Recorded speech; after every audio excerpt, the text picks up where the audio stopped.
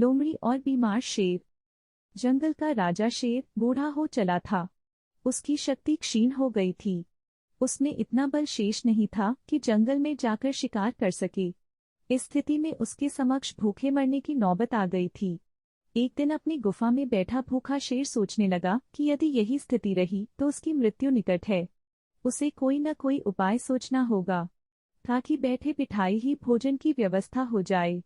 वह सोचने लगा और कुछ ही देर में उसे एक उपाय सूझ गया। एक चिड़िया की सहायता से उसने पूरे जंगल में अपने बीमार होने की खबर फैला दी।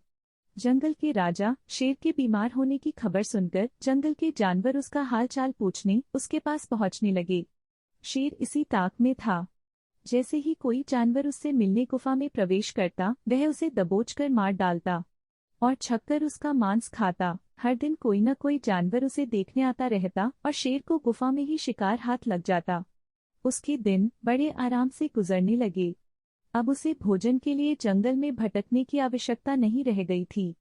बिना मेहनत के उसे अपनी ही गुफा में भरपेट भोजन मिलने लगा था। कुछ ही दिनों में वह अच्छा मोटा हो गया। एक सुबह एक लोमड़ी उसे देखने आई। लोमड़ी चालाक थी। वह गुफा के अंदर नहीं गई बल्कि गुफा के द्वार पर खड़ी हो गई। वहीं से उसने शेर से पूछा, वनराज, आपकी तबीयत कैसी है? क्या अब आप अच्छा महसूस कर रहे हैं? कौन हो मित्र? अंदर तो आओ। मैं बीमार बूढ़ा शेर बाहर तक तुमसे मिलने नहीं आ सकता। मेरी दृष्टि भी कमजोर है। मैं तुम्हें यहाँ से ठीक से देख भी नहीं सकता। आओ मेरे पास आओ। मुझसे आखिरी बार मिल लो।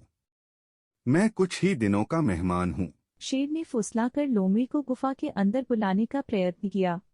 शेर के बोलते समय लोमड़ी बड़े ही ध्यान से गुफा के आसपास का नजारा ले रही थी। शेर की बात खत्म होते ही वह बोली, वनराज, मुझे क्षमा करें, मैं अंदर नहीं आ सकती।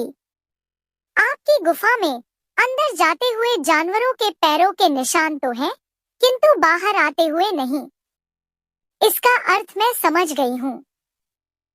सब कुछ जानते बूझते हुए भी यदि मैं अंदर आ गई तो उस जानवरों की तरह मारी जाऊंगी जिनके पैरों के ये निशान हैं।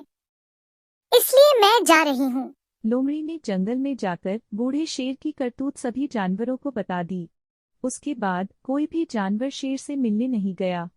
इस तरह अपनी बुद्धिमानी से लोमड़ी ने न सिर्फ अपनी जान बचाई बल्कि जंगल के अन्य जानवरों को भी शेर के हाथों मरने से बचा लिया। शिक्षा: बुद्धिमान व्यक्ति दूसरों की गलतियों से सबक लेते हैं।